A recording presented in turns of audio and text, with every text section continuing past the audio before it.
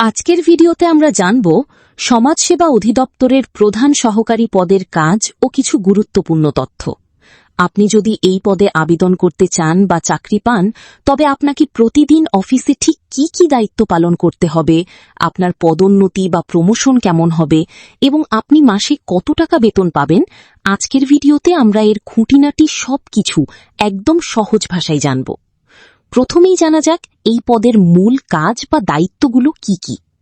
প্রধান সহকারী পদটি মূলত একটি অত্যন্ত গুরুত্বপূর্ণ প্রশাসনিক এবং তদারকিমূলক পদ।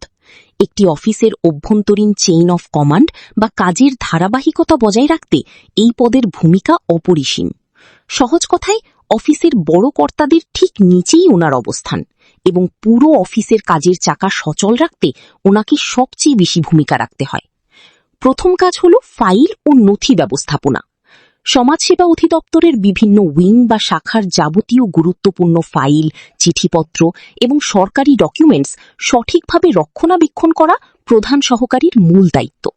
কোনো ফাইলের ওপর কখন কি সিদ্ধান্ত হচ্ছে, কোন ফাইলটি ঊর্ধ্বতন কর্মকর্তার কাছে পাঠাতে হবে, তা নিখুঁতভাবে ডায়েরি বা রেজিস্টারে এন্ট্রি করে রাখা এবং ফাইলগুলো নিয়মানুযায়ী সাজিয়ে রাখা ওনার প্রতিদিনের কাজের অংশ।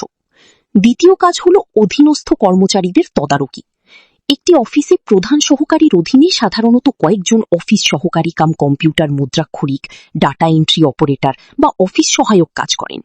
প্রধান সহকারীর অন্যতম প্রধান কাজ হল এই অধীনস্থ কর্মচারীদের দৈনন্দিন কাজের তদারকি করা, কাকে কোন কাজটা করতে হবে তা বুঝিয়ে দেওয়া এবং তারা কাজগুলো ঠিকঠাক ও সময় মতো করছে কিনা তা মনিটর করা। তৃতীয় কাজ হল ড্রাফটিং বা চিঠিপত্র তৈরি। সরকারের বিভিন্ন দপ্তর বা মন্ত্রণালয় থেকে আসা চিঠির অফিসিয়াল জবাব তৈরি করা বা নিজস্ব কার্যালয়ের কোনো নোটিশ, পরিপত্র ও চিঠির খসড়া বা ড্রাফট তৈরি করার কাজটি প্রধান সহকারীকেই করতে হয়। এই খসড়াটি নিখুঁতভাবে তৈরি করে তিনি ওনার ঊর্ধ্বতন কর্মকর্তার টেবিলে অনুমোদনের জন্য পেশ করেন। চতুর্থ কাজ হল সমন্বয় ও যোগাযোগ।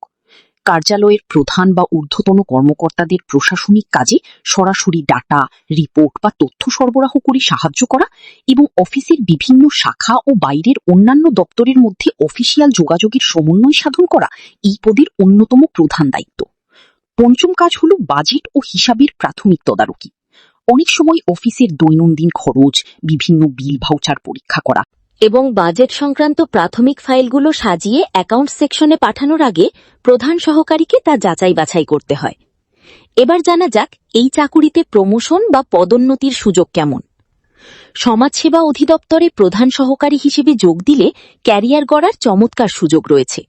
আপনি যদি এই পদে সফলভাবে নির্দিষ্ট বছর চাকুরি সম্পন্ন করেন এবং অধিদপ্তরের অভ্যন্তরীণ বিভাগীয় পরীক্ষায় উত্তীর্ণ হতে পারেন, তবে আপনার প্রথম পদোন্নতি বা প্রমোশন হবে প্রশাসনিক কর্মকর্তা, অ্যাডমিনিস্ট্রেটিভ অফিসার, এও হিসেবে।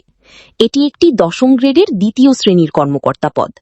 এরপর যোগ্যতা, দক্ষতা ও জ্যেষ্ঠতার ভিত্তিতে আপনার আরও উচ্চতর প্রশাসনিক পদে যাওয়ার সুযোগ থাকবে। সবশেষে এই পদের বেতন স্কেল ও সুযোগ সুবিধা কেমন? প্রধান সহকারী পদটি জাতীয় বেতন স্কেলের 13তম গ্রেডের একটি চাকুরি।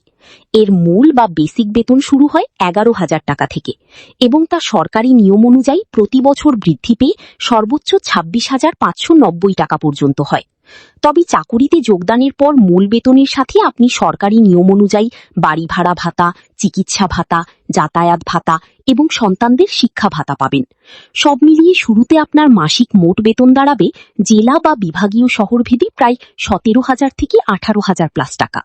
যেহেতু এটি স্থায়ী রাজস্ব খাতের সরকারি চাকুরি, তাই মাস শেষে নিয়মিত বেতনের পাশাপাশি আপনি বছরে 2টি উৎসব বোনাস, বৈশাখী ভাতা, চিকিৎসা সুবিধা এবং অবসরের পর আজীবন পেনশন ও গ্র্যাচুইটির মতো দারুণ সব সুযোগ সুবিধা পাবেন। তাহলে বুঝতেই পারছেন, সমাজসেবা অধিদপ্তরের প্রধান সহকারী পদটি মর্যাদা, বেতন এবং দায়িত্ব সব দিক থেকেই ক্যারিয়ার গড়ার জন্য একটি চমৎকার সুযোগ। আর হ্যাঁ, আপনি আমাদের মাধ্যমে এই পদটিতে নির্ভুলভাবে আবেদন করতে পারবেন। এজন্য স্ক্রিনে দেওয়া নম্বরে হোয়াটসঅ্যাপ কিংবা ফেসবুকে মেসেজ দিন।